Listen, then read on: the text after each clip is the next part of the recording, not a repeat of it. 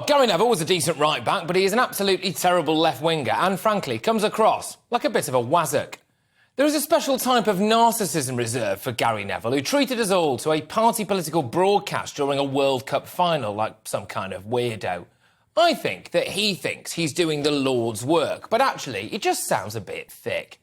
That World Cup final was one of the best games of football that the world has ever seen. It was non-stop, gripping, a roller coaster of emotions. One player getting a hat-trick and ending up on the losing side. Another being crowned as the best player of all time. It was impeccably refereed. VAR didn't need to get involved.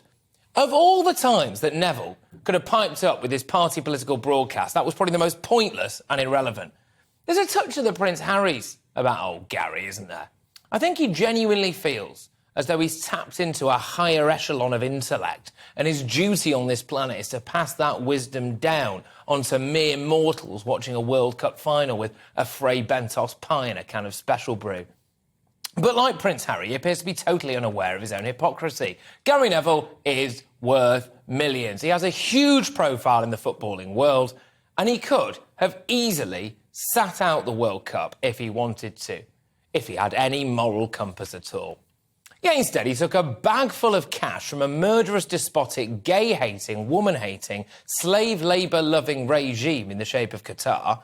It's like climate activists taking private jets to attend a demonstration. Tell me more, Gary, tell me more about good morals while you are lining your own pockets, sitting in a country where gay people are killed, women have no rights, and slaves died building the very stadium that the final was played in. And he tried to link all of that to a nurses' strike. Those things are not the same, Gary. Oh, and Gary, are you aware that the Labour Party, which you're a member of, doesn't actually support giving them a pay rise either?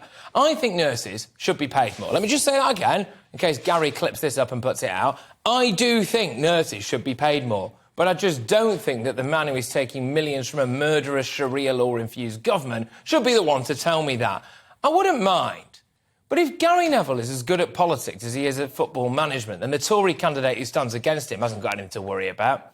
Gary only got the Valencia job because his mate owned the club. His stint as Valencia manager had more than just a whiff of the old stale white men taking boardroom jobs for the boys about it, didn't it? And after around 28 games, I think it was, and a shocking win rate of about 35%, he was out on his backside.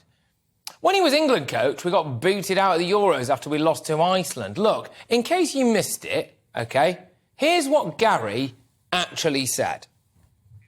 We've got a current government in our country who are demonising rail workers, ambulance workers and terrifyingly nurses. So in our country, we've got to look at workers' rights, but certainly when football goes now, we have to make sure we pick up on workers' rights wherever it goes, because people have got to be equal and they've got to be treated equal. We can't have people being paid an absolute pittance to work. We can't have people in accommodation which is unsavoury and disgusting. We can't have that. That shouldn't happen here with the wealth that exists, but it shouldn't happen in our country that our nurses are having to fight for an extra £1 or an extra £2 either. Right, cheers for that, Gary. If you work for Gary Neville at any one of his many business interests, make sure that you get in touch with him, because he now has a moral duty to give you a whopping great big pay rise in line with inflation, backdated to whenever you like. And like the rail workers that he claims to care about, why doesn't Gary give you a bit of job security for a couple of years as well? Look, like most idiotic pound shop trots, Gary Neville is at his tub-thumping best when he's the only one making a point. Because when he's actually talking to intelligent people about his views, this happens. In the room, he's still there. I mean, you're commentating there, aren't you? Yeah, I'm commentating there. And what's the defence? Football term. We're commentating there. Well, you've got a choice, I think, haven't you? What, going or not going? Well, my view always has been that you either highlight the issues and challenges in these countries and speak about them, or you basically don't say anything, you stay back home and don't go. And I've always said we should challenge them. There's another option. You stay at home and highlight the abuses. You don't have to go and take the Qataris' money. Yeah, it's pretty much as straightforward as that, actually, isn't it? Well, did he do anything to highlight the issues over there, really? Because he was on the state broadcaster doing analysis, wasn't he? Did he discuss human rights, workers' rights abuses at all on Qatari TV? No, of course he didn't. No way, of course not. He'll just take their money and keep quiet, like a good little boy. But then the viewers on British telly have to sit through his little manifesto pledge, don't they? Look, I don't disagree with Gary Neville's sentiments much. And I am actually a Manchester United fan. I just thought the execution was wrong.